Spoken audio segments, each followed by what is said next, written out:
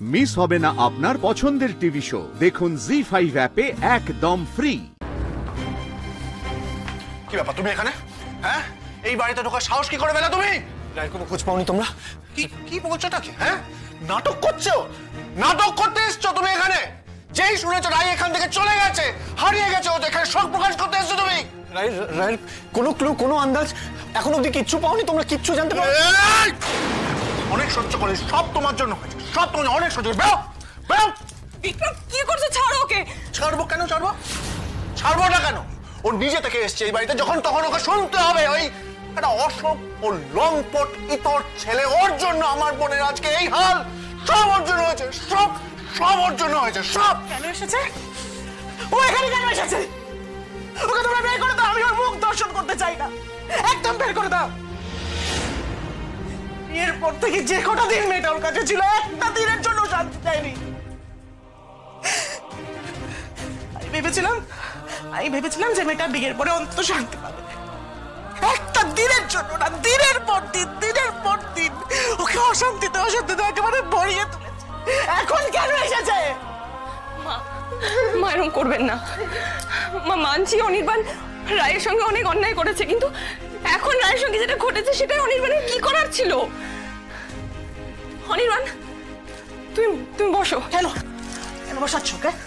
কেন বসাচ্ছ? ওই বাড়ির কে ওই বাড়ির জামাই, যার জন্য আজকে আমার মেয়েটার এই অবস্থা হয়েছে, তার এই বাড়িতে ঢোকার কোনো অধিকার নেই, থাকার কোনো অধিকার নেই। তুমি বেরিয়ে যাও অনির্বাণ, তুমি এক্ষুনি বেরিয়ে যাও তুমি।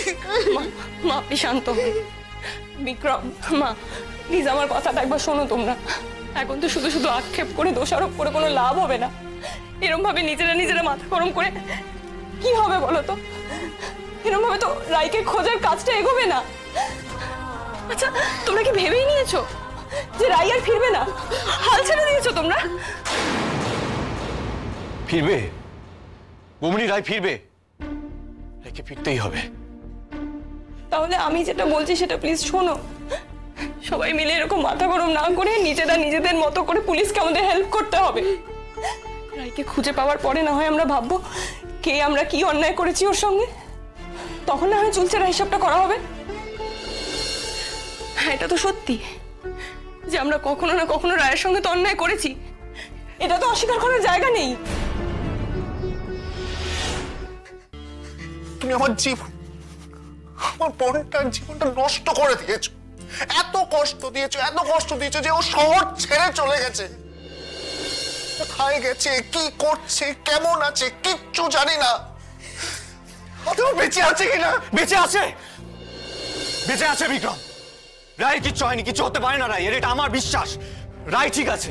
ঠিক আছে তুমি মজা করছো আমাদের সামনে দাঁড়িয়ে। কতগুলো লোক আমাদের কিচ্ছু না জানে আমার মেয়েটাকে নিয়ে কোথায় চলে গেছে, আমরা কিচ্ছু জানি না। তুমি কেন দাঁড়িয়ে বলছো রাই ঠিক আছে? আমি শুধু বলছি না, আমি বিশ্বাস করি আন্টি, আমি বিশ্বাস করি, এটা আমার বিশ্বাস। রায়ের কিচ্ছু হতে পারে না, রায় ঠিক আছে, আর রায়কে আমি ঠিক খুঁজে বার করবই। জি5 ডাউনলোড করুন আর সব এপিসোড দেখুন একদম ফ্রি।